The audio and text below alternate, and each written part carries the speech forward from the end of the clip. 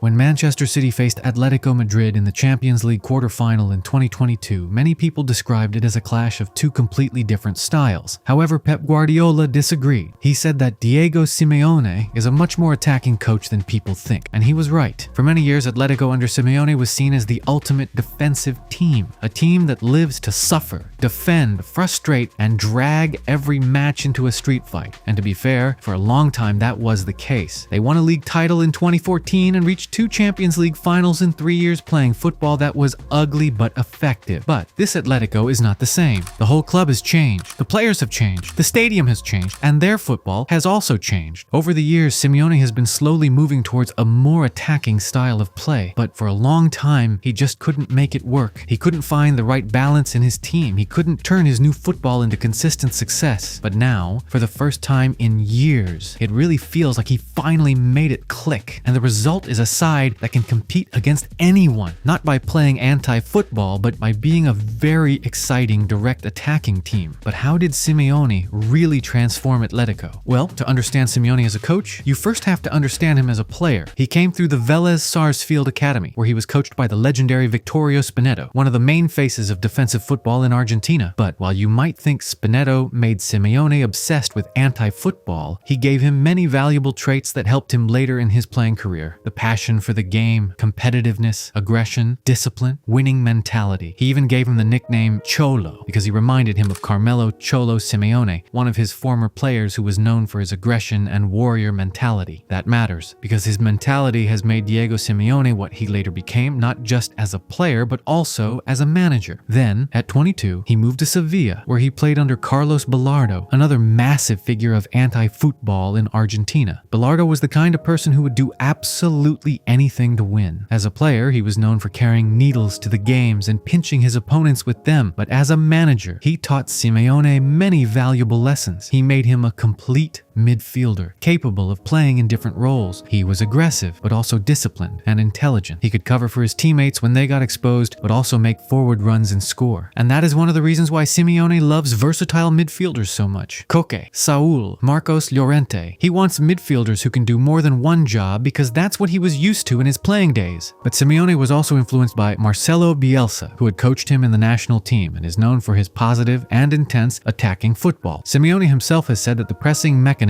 he learned under Bielsa are something he still takes inspiration from to this day. Another key chapter in his career was at Lazio under Sven-Goran Eriksson. Lazio had great passers in Mihailovic and Juan Sebastian Veron and quick, dangerous attackers in Nedved, Salas, and Bokšić. Simeone realized that the quicker you can get the ball into the attacking players, the more dangerous they are. Their attackers were good at attacking space, and the quicker they got the ball to them, the less time opponents had to settle, and they had more space to attack. That is where Simeone really learned that the ball is just a tool, and you have to use it in the right way to get the most out of your attackers. Possession without purpose is pointless. He is not an idealist that wants to play defensively. He is a pragmatist that wants to get the best out of the team. And once he became a manager, he showed that immediately. In his early stints at Racing Club and Estudiantes, he coached underdogs. He played with an organized, compact 4-4-2 block, aggressive, difficult to play against. The football wasn't always pretty, but it brought results. But then he went to River Plate, where he suddenly had a completely different team. He had a lot of attacking talent in players like Alexis Sanchez, Radamel Falcao, Ariel Ortega, Diego Buonanotte, and Sebastian Abreu. So he adapted. He took inspiration from Bielsa and even used his famous 3-3-1-3 shape. He played much more attacking football to get the best out of his talented front line. When he arrived at Atletico Madrid in December 2011, they were an absolute mess. They were 11th in the table. They had talent in players like Falcao, Arda Turan, or Diego. They also had leaders in Gabi, Thiago, Miranda, and Diego Godin, but they had no structure. They weren't an organized, coherent side. They had no identity. Simeone came in and transformed them immediately. He took them to 5th place and won the Europa League. The next season, he won the Copa del Rey and finished 3rd in La Liga, their highest finish since 1996. But that was nothing compared to what would come next. In 2013, Real Madrid and Barcelona were at the peak of their powers. Ronaldo and Messi were playing at a level we have never seen anyone play. To say the two teams have been dominating in Spain would be a criminal understatement. It felt completely unimaginable to see anyone else winning La Liga. Before the start of the season, Atletico were given a 1.5% chance, and yet they did it. They also reached the Champions League final for the first time since 1974, and they were seconds away from winning it. That Atletico side was defensive. They played in a narrow 4-4-2 block with very short distances, aggressivity, discipline, and they were extremely tough to beat. But they did not play like that because it was Simeone's dream version of football. They played like that because they had to. Nobody believed in them in Spain. Nobody believed in them in Europe. So Simeone had to install that us against the world mentality and made every single match feel like a war. That was their edge. That is what took them to 2 Champions League finals. That is what won them the title against prime Real and Barca. But after a few years, there was a feeling that this football had hit a ceiling. Atletico reached another Champions League final in 2016, but they couldn't replicate their success in the league. In the biggest games, they could beat anyone. But over 38 matches, it is often the smallest games that wins you titles. And that's where they struggled. They struggled against teams that didn't give them space to attack. They often relied on moments of magic from Griezmann. And at the same time, the core of the team was getting older. Meanwhile, the regular Champions League football brought them more money to spend. Signings like Thomas Lemar and Joao Felix gave them more attacking talent, and Simeone knew he had to adapt. However, that's where he struggled. He couldn't convert his vision into a reality. He pushed Atletico towards more attacking football, but for a long time, he couldn't transform that into a truly winning attacking team. They had more technical quality, but not the most effective attacking structure. They had lost their defensive authority in big games, and at the other end of the pitch, couldn't really compete with the best teams in the world either. Their famous win at Anfield showed that Simeone could still produce miracles, but over time, those performances became exceptions rather than the rule. They won the league in the 2020-21 season, but at that time, both Real Madrid and Barcelona were nowhere near their best. And in Europe, they were not as frightening as before. So over the years, many people have started questioning Simeone. They weren't winning trophies, weren't really challenging for league titles, and weren't competitive in Europe. And it felt like they weren't moving anywhere. It felt like there was no progress until one signing changed everything. In January 2026, they signed Ademola Lookman. Ever since then, they have been a completely different side. He didn't just improve them, he added new dimensions into their attack. He is not just another hard-working direct winger like Nico Gonzalez. He gives Atletico much more. Creativity, 1v1 danger, chance creation, goals, decisiveness. Because before Lookman arrived, Atletico's attack was hugely dependent on Julian Alvarez. Almost everything went through him. But once Lookman came in, he was able to change that. Alvarez is now playing in much better form because he doesn't have to carry the whole attack anymore. Griezmann looked finished a couple of months ago, but now he suddenly looks like the past version of himself because Lookman offers him a real outlet. His runs in behind the defense stretches the opponent's block and gives him more space between the lines, while also offering him a dangerous option for a pass in behind the defense. For the first time in years, Atletico look like a serious team that can hurt anyone. They also look much stronger defensively, with the additions of Marc Pubil and David Hansko. In midfield, players like Pablo Barrios, Marcos Llorente, and experienced Koke are exactly the kind of midfielders Simeone loves. Intelligent, versatile, and hardworking. They have thrashed Barcelona 4-0. They knocked them out of both the Copa del Rey and the Champions League. They have reached the Champions League semi-final for the first time in almost a decade. This Atletico team can beat anyone, but it's not the same Atletico we have seen 10 years ago. This team at their best can be a very exciting direct attacking team.